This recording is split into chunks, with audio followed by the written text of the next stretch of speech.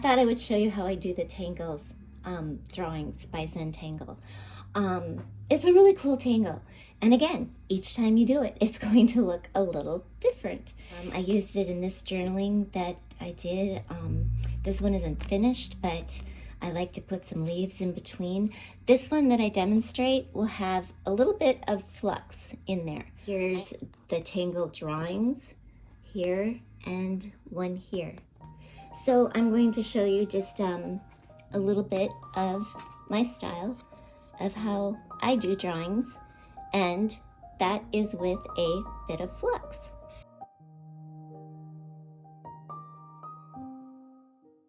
It's a whimsical type of tangle too. Very curvy, and really you can do a lot of different things with the lines. But we're going to just start with one there. I'm going to come back around and I'm going to kind of wind around and make another line. There's no rules with how far apart they have to be or how long. Every one of mine turn out different. And again, I'm working very small, so if you're using a 0.05 or when I'm working larger, they'll look different. Okay, so I'm just kind of trying to make it like half. We're going to come in just on this side, start at this corner, and just kind of make a little bit of a curvy line. This tangle is full of curves, and you can do so many things with it. Okay, I've got this side here. I'm going to turn, and now on this side, I'm going to put the curvy lines underneath these. And I'm not going to go all, you could go all the way to the end, you'd get a totally different look, which is great. But for this particular tangle, I'm going to just curve and come in like there. Some people might go more drastic, you might make it, you know, right across. It depends on the look you want.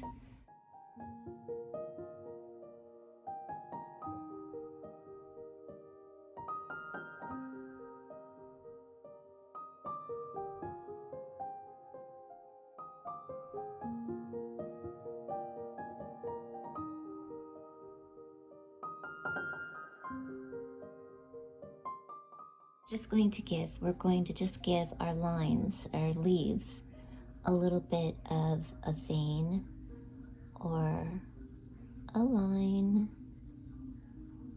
It can be straight, it can be curvy, and then I'm just going to have it come out at random directions, give it a little bit more depth. Okay, I'm going to turn, and I'm going to do the same thing now on these leaves. Just a little bit of a line, and come out, and the same thing. It's so good to keep turning and not work in just one direction. It's easier on the hand. It's easier to just keep doing what you're doing.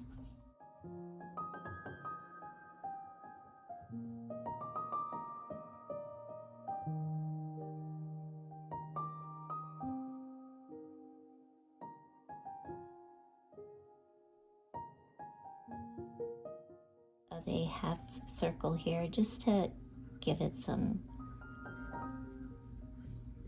effect, but it's so small. I'm going to squeeze one in here. I'm going to put two here just for the fun of it. This one is going to look like it's coming behind. I'm going to put one this way here. There is no rules. As Rick Roberts and Maria Thomas say, These are just, and I just smeared that. That's really cool. This is just a suggestion. So again, let your ink dry. Don't rush your work like I just did. When I'm talking and drawing, it's very difficult for me to stay on track. And especially when you have high focus, you know, tangles that you're working on, you really will zone out. You still can listen really well. But for me, talking and being precise are not two things that go together. So, okay, now we have got our basic shape. So we can let this dry a couple seconds before we go into the shading. But one thing I like to add, this isn't part of the drawings tangle, I like to add a little bit of flux. And flux is just kind of a leaf shape that can be any number of different lines. You can go straight, you can go round, you can go long, you can do any number of things. I'm gonna put one over here too. Now, if you notice in that first demo, I didn't, in the first project I showed you, I didn't add the flux. So I just thought it needed a little something extra. And back here, I think we're just gonna stay with that. I think I'm gonna add one more right here.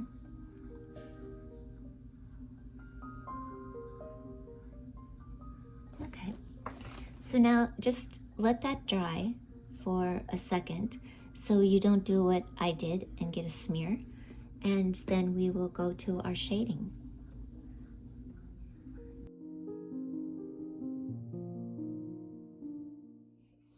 Okay, now shading really can be the funnest part. That's where your tangle comes to life.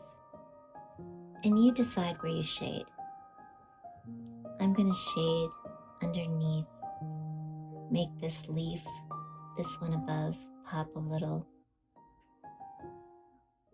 And I think I'm just going to try to shade a little bit in here so that I get a more dramatic curve, making this area pop.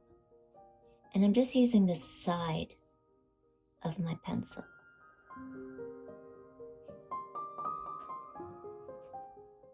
And you can go back and forth, you can see what you think. I'm gonna use a really small tortillon or blender because I am working very small. And it's hard to keep the detail in.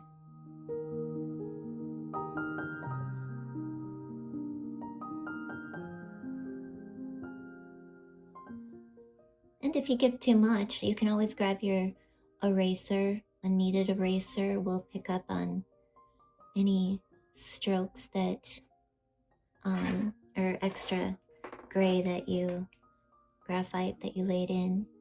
I like to use the Mono Zero eraser. I use this when I'm doing professional work. It's just a much easier eraser. I have one with a rectangle tip, and I've got one with the rounded tip, and you can just kind of cut the edges off so that you can really get in there. A kneaded eraser is nice for like a lot of skin effects.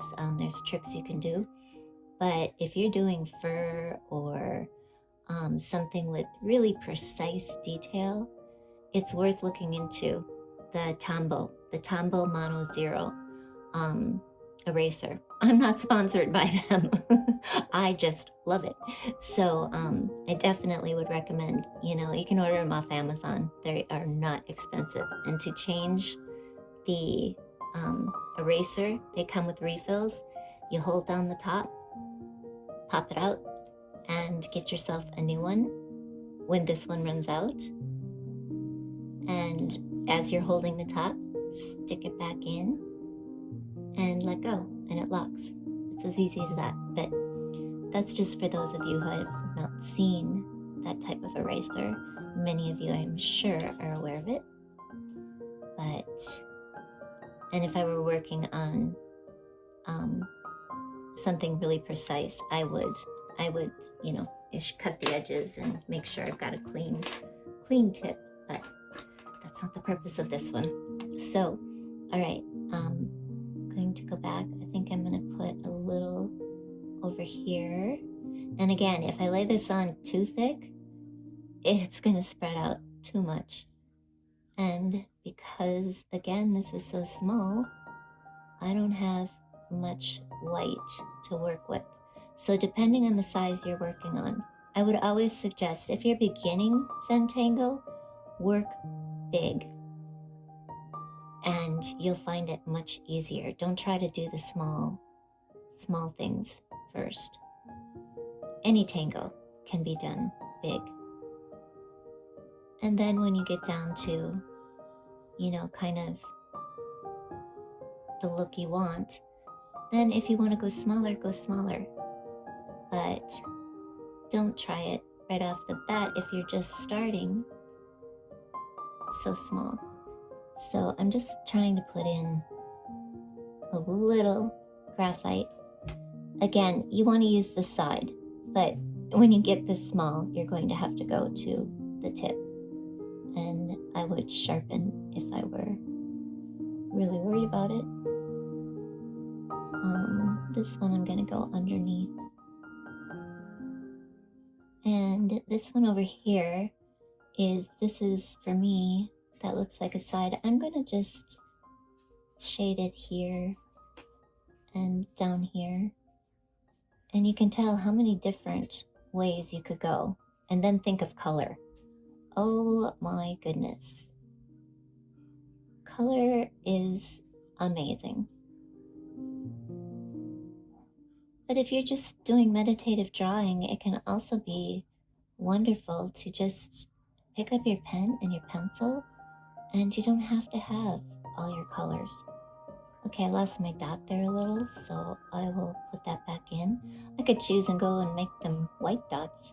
That would be kind of a nice effect. Actually, I'm going to go under. Whoops. I'm going to go under here too. Today is one of those days where no particular reason, but my hands are a little shaky, so that's okay. When those come, I just work with it. And when I put my pencil to paper, the shaking tends to stop. It's really interesting. But it's just a condition I live with.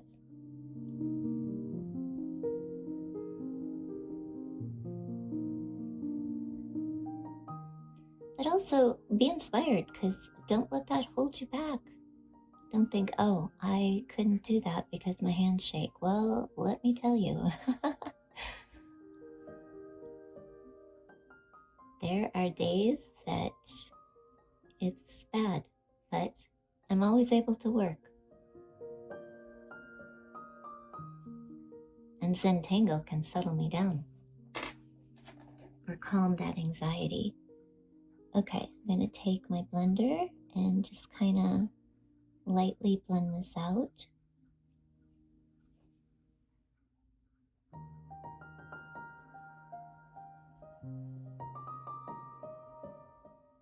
And again, these here are called flux. There's some really cool tangles you can do with just flux.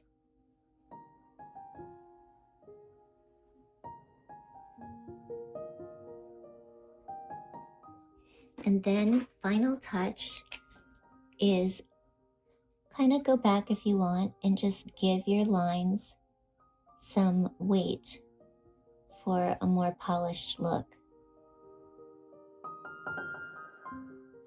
You'll be surprised the dramatic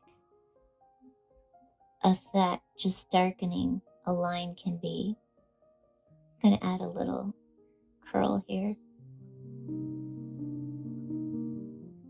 There are no rules. This is just your time. No rules and no mistakes. If something goes wrong, just keep working with it. Make it part of the tangle. That's what makes it unique. See, just those black lines give it a little bit more depth.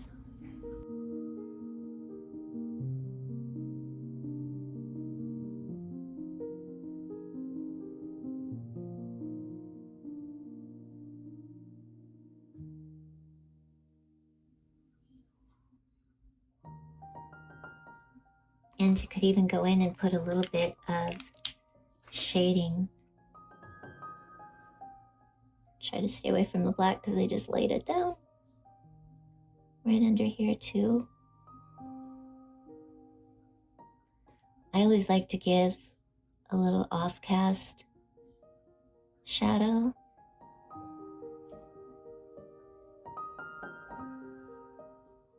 So I might go a little bit away from the work. And that just kind of lifts it off the page. Just kind of smear it out. I laid it on a little bit too dark for the exact effect, but you get the idea.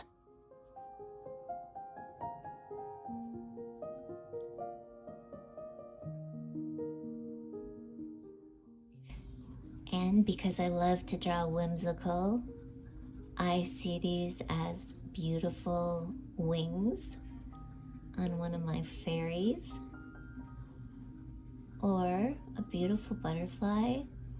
I'm seeing sparkles and glitter and all the fun things. Okay, so that is a tangle by Zentangle we call drawing. And this here is called flux. I'm not gonna make it in there. There we go. F-L-U-X, flux. So that is as easy as that. You can go and draw, add a little stem. You can draw many of them. Make it a flower, make it a botanical. It's just a wonderful tangle. And if you enjoyed, I'd love if you hit that subscribe button and join me again. It is so fun to share new tangles with you. So I thank you for watching. I really hope you're having a great day and happy tangling. We'll see you next time. This is Lorie.